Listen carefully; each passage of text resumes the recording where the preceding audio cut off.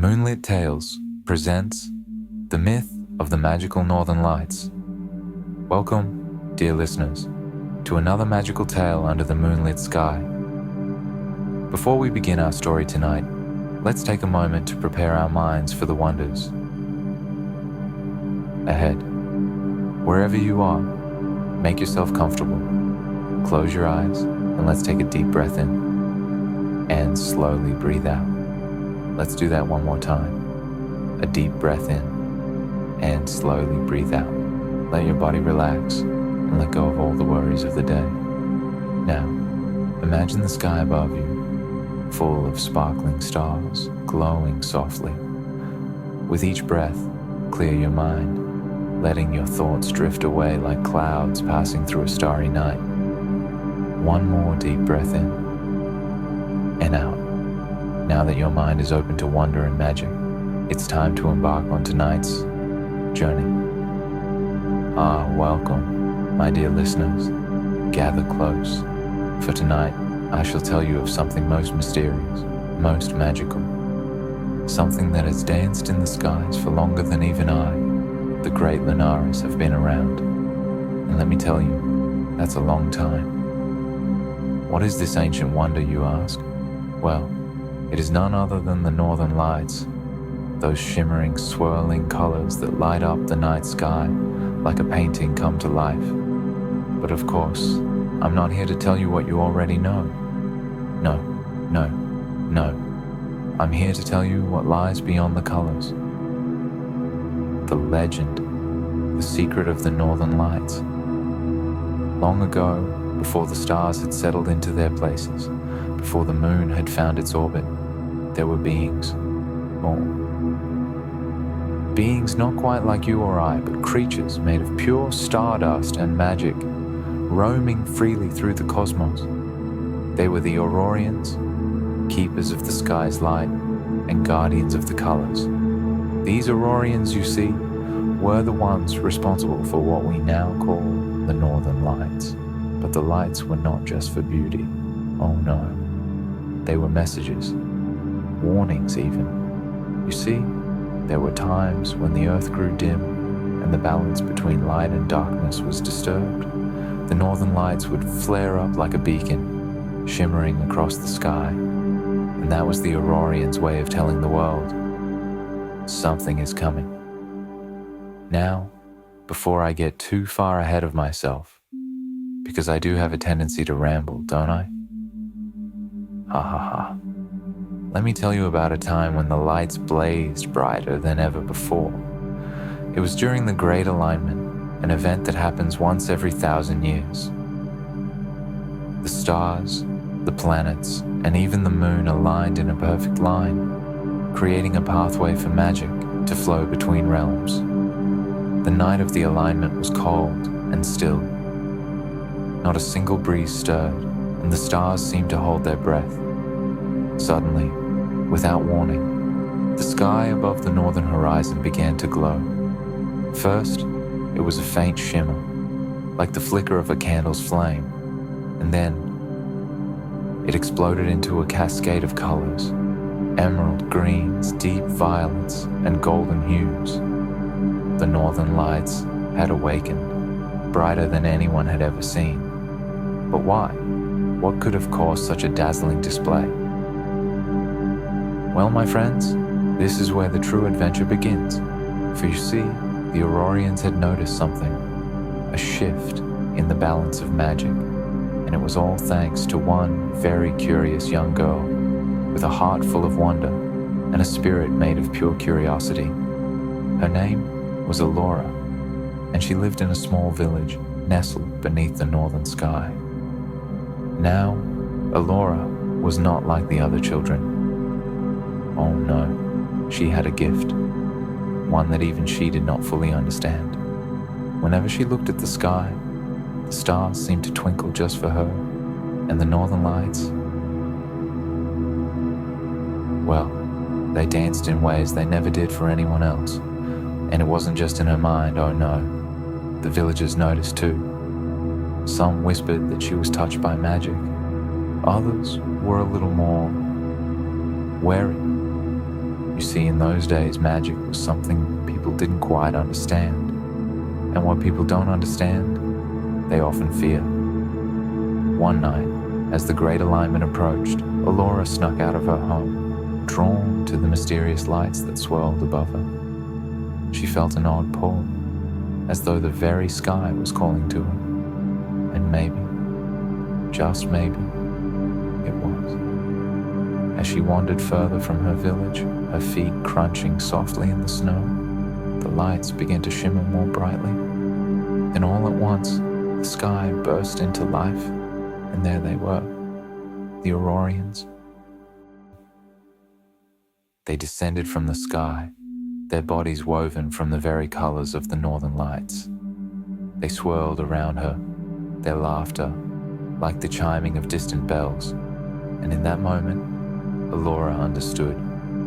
She had been chosen to help restore the balance of magic that had begun to shift, unnoticed by most, but felt by the Aurorians. But what must I do? Elora asked, her voice trembling with awe. An Aurorian, with eyes like the deepest blue of the night, stepped forward. You, child, have the heart of a dreamer, and only dreamers can touch the magic of the northern lights. You must journey with us to the place where the sky meets the stars, and there you will find the key to restoring the balance. Elora felt a shiver run through her, though it wasn't from the cold. The weight of the task before her settled on her young shoulders, but the excitement bubbling up inside her was undeniable. She had always felt different, special even, and now she knew why. The Aurorian with the deep blue eyes, who seemed to be their leader, motioned for her to follow. But be warned, he said in a voice that echoed like a breeze through ancient trees. The path ahead is filled with challenges. Only the brave of heart and steady of mind can make it to the place where the sky meets the stars. Elora took a deep breath, her eyes flicking up to the swirling colors above. She didn't know exactly what lay ahead, but she knew one thing. She had to follow the call of the lights. I'm ready, she whispered, and with that, they set off. The journey was unlike anything Elora had imagined. The snow beneath her feet no longer felt cold. Instead, it seemed to glow with a soft warmth, as if the earth itself was guiding her. The sky above sparkled with stars so bright, it was as if each one was lighting the way. They walked for what felt like hours, though time seemed to stretch and bend in this magical place. Elora tried to take it all in. The beauty of the lights, the graceful movements of the Aurorians, the strange, peaceful silence that surrounded them. But soon, the stillness was interrupted. A distant growl echoed through the air, and the Aurorians slowed their pace. Elora's heart began to race. What was that? She asked, her voice barely above a whisper. The blue-eyed Aurorian glanced at her, his expression serious. That is one of the guardians of the boundary. They protect the way to the stars, testing those who seek to cross. Just then, a shadow began to loom in the distance. It was large, much larger than anything Elora had ever seen before. As it came closer, she could make out the shape of a great wolf, its fur shimmering with the colors of the northern lights. Its eyes glowed like twin moons, watching her closely. The wolf let out another low growl, and Elora felt her knees tremble. Do not fear, said the Aurorian softly. This is a test, but it is not one of strength or speed. It is a test of heart. Elora swallowed hard, trying to steady her breathing. A test of heart. What did that mean? The wolf stepped closer, its glowing eyes never leaving hers. Elora's heart pounded in her chest, but as she stared into the creature's eyes, something inside her shifted. Instead of fear, she felt understanding. This wolf wasn't a threat. It was a guardian, yes, but it was also a creature of magic, just like the Aurorians. And magic, as Elora had always known, was something to be respected, not feared. She stepped forward, her voice steady now. "I'm not afraid of you," she said softly. "You protect the path to the stars, just like I'm here to help restore the balance. We're not enemies." The wolf blinked, its glowing eyes softening. Then, with a graceful bow of its head, it stepped aside, allowing them to pass. Elora exhaled the breath she hadn't realized she'd been holding. The Aurorian smiled, clearly impressed. "You see?" said the leader with the deep blue eyes. "Your heart is true. That is why you were chosen." As they continued their journey, Elora couldn't help but smile. She had passed the first test, but she knew the challenges weren't over yet. They walked for what felt like days, though time seemed to melt away in the world of the Aurorians. The stars above them twinkled in patterns Elora had never seen before, as if they were trying to communicate some ancient wisdom. The northern lights shimmered more brightly with every step. Finally, they arrived at a place unlike any Elora had ever imagined. It was the edge of the world, where the sky met the stars. The ground beneath her feet seemed to dissolve into mist, and the stars stretched out endlessly before her, a sea of light and wonder. "This is the place," said the blue-eyed Aurorian, his voice filled with reverence. "The place where the balance of magic can be restored." In the center of this ethereal landscape stood a large, ancient tree, its branches glowing with the colors of the northern lights.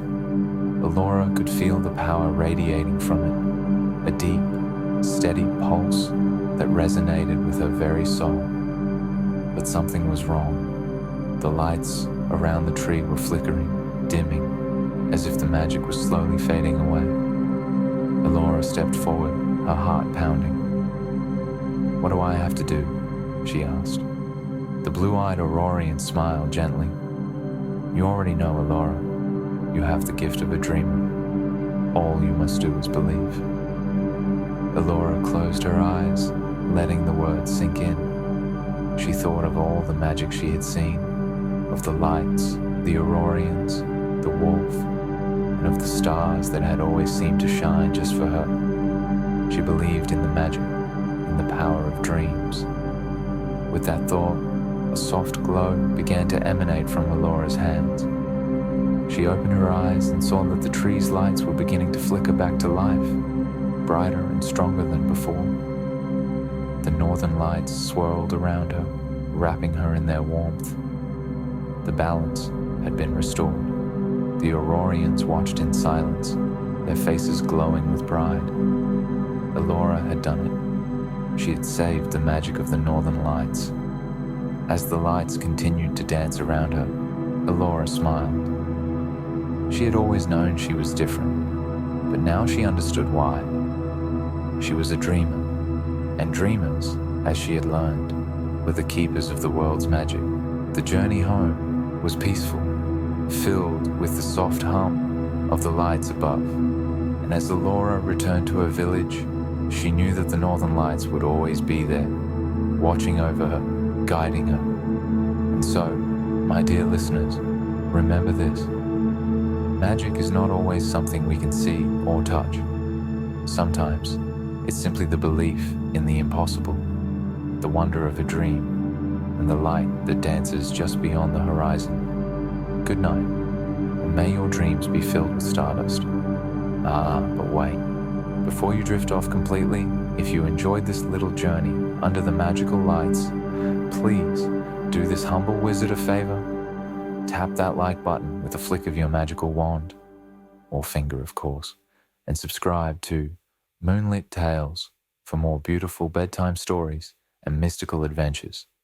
Now, sleep well, dream big, and until we meet again under the light of the moon, good night.